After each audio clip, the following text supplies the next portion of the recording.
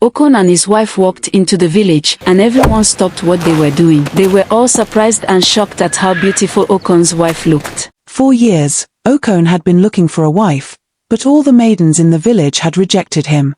They said he was too simple. They said he didn't have class, that he didn't know how to dress, that his trousers were too long and his shirts too plain. Okon would often sit quietly at home, thinking deeply. Sometimes he would look in the mirror, touching his face. Is it my head? My height?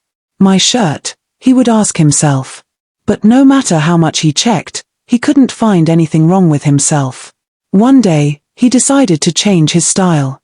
He bought bright-colored shirts, tight jeans, and wore dark sunglasses. He started walking around the village swinging his hands like a city boy.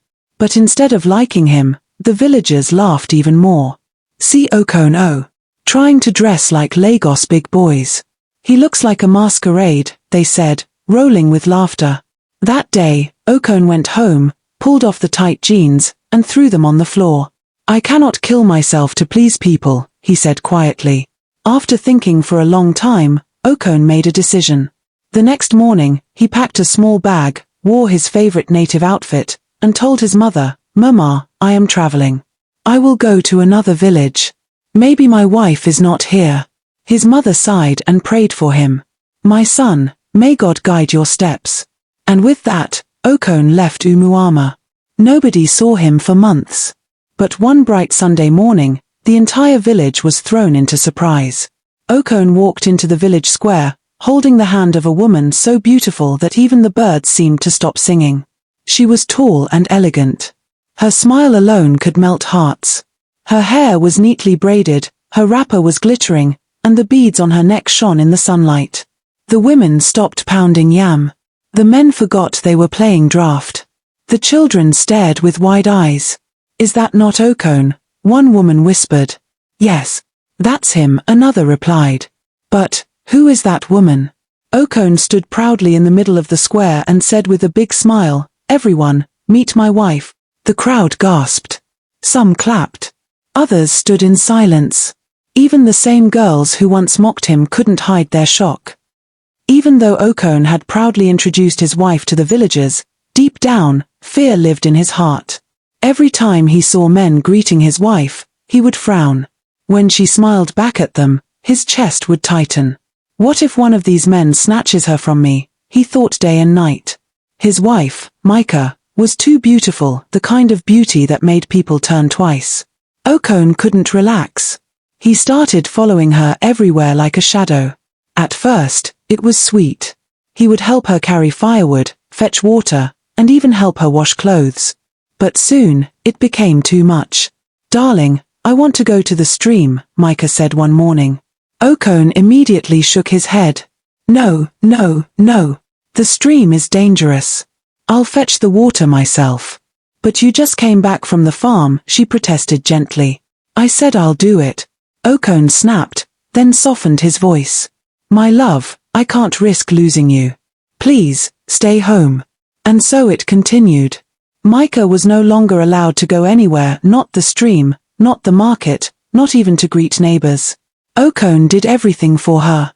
When villagers passed and saw Okon cooking, sweeping, or carrying firewood, they laughed and shook their heads. "See Okon, oh. The woman has turned him to a houseboy," they joked. But Okon didn't care.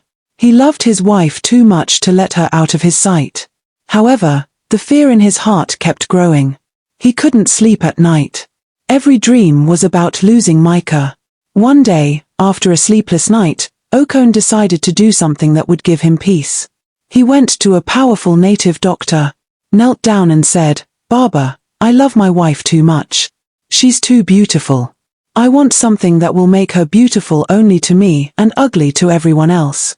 The native doctor stared at him for a while, then nodded slowly. "What you are asking for is easy." He gave Okon a black powder inside a small leather bag. "Sprinkle this on your wife's pillow before she sleeps," the native doctor said.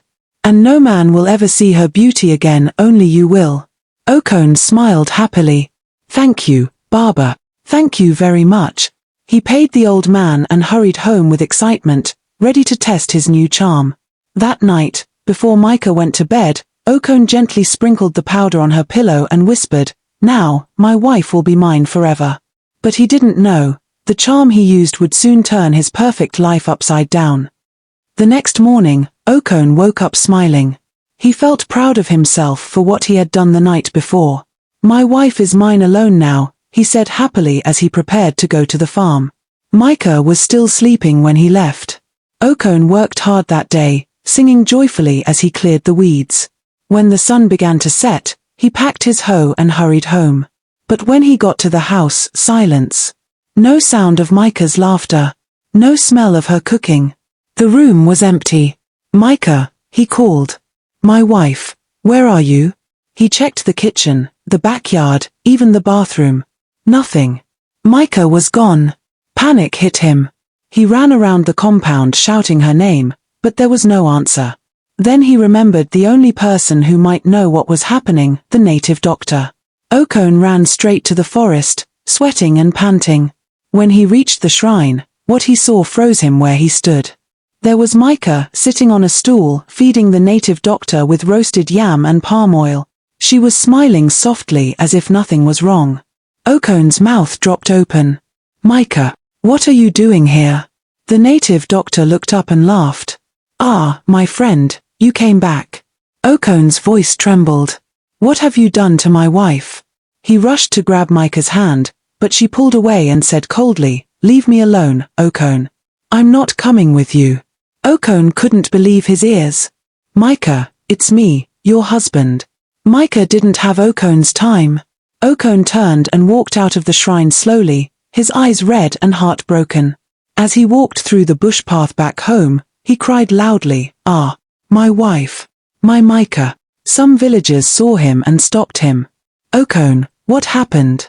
Why are you crying like a child?" one of them asked. Okon explained everything, from the charm to the native doctor and how his wife now stayed with him. When he finished, the men looked at each other and burst into laughter. "Ah, Okon, you are truly a foolish man," they shouted. "You went to the devil to protect your marriage, and he collected your wife as payment." Okon wiped his tears and said nothing. He just walked home slowly, ashamed and heartbroken. That night, he sat alone outside his hut, staring at the moon and whispering, "If only I had trusted my wife instead of charms." Early the next morning, Okon went and sat at the village square with tears rolling down his face. He hadn't eaten or slept all night.